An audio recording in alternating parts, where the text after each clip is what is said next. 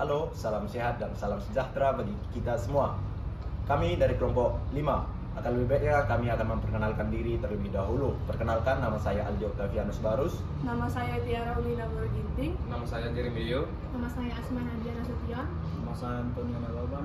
Nah, di sini kami akan membahas mengenai masalah etika bisnis dengan materi outsourcing.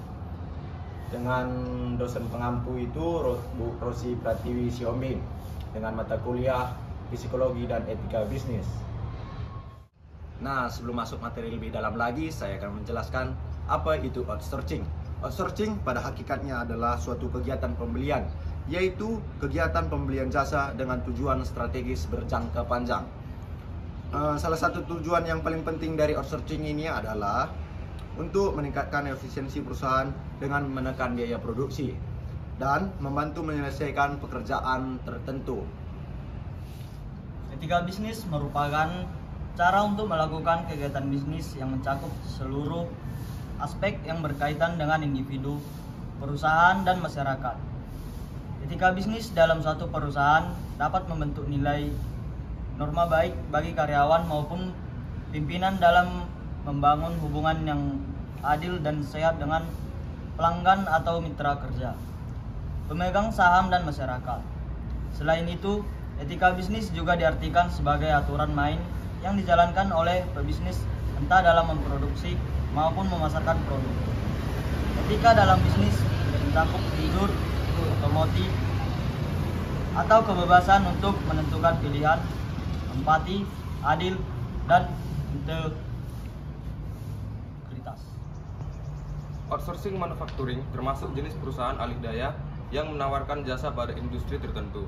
Contohnya, perusahaan otomotif mengalihdayakan proses instalasi komponen ke pihak ketiga agar memangkas pengeluaran dan lebih efisien.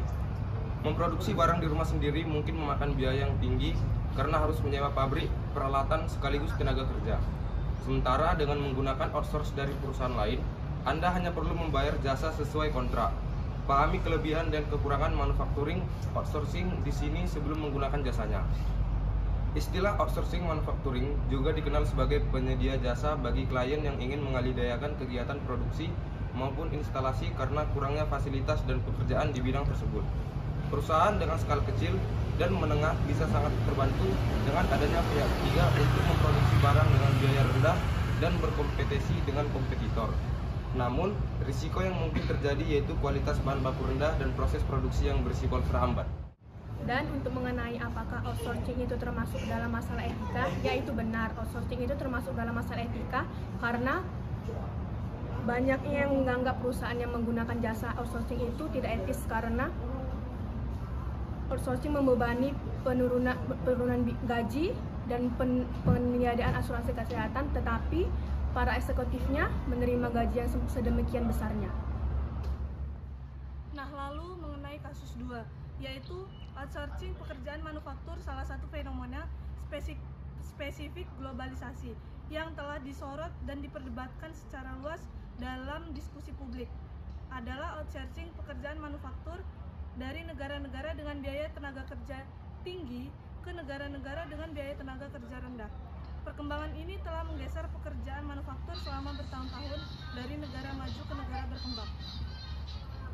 Misalnya, industri mode dan tekstil memperkerjakan sekitar 24,8 juta orang di seluruh dunia pada tahun 2014, naik dari 14,5 juta pada tahun 1990. Selama periode waktu kurang lebih sama, pekerjaan di manufaktur pakaian jadi menurun di Amerika Serikat dari sekitar 900 ribuan pada tahun 1990 menjadi 150 ribu pada tahun 2011.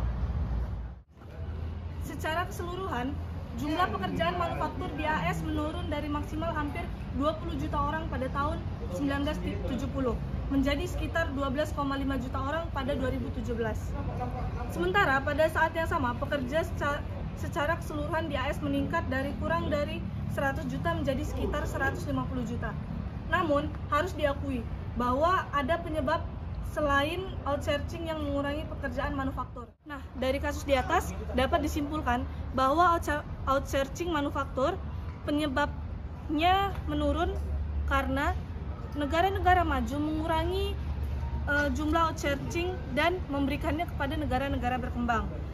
Salah satu penyebab outsourcing dikurangi adalah pekerjaan manufaktur, yaitu alasannya kenapa negara-negara maju itu mengurangi outsourcing adalah membatasi anggaran produksi, di mana anggarannya tidak mencukupi tapi terlalu banyak pekerja-pekerja outsourcing. Lalu, apa sih dan bagaimana caranya supaya outsourcing itu lebih berkembang di negara-negara maju, yaitu dengan memberikan gaji yang layak dan memberikan asuransi. Lalu tidak seenaknya perusahaan memutuskan kontrak kerja oleh karyawan.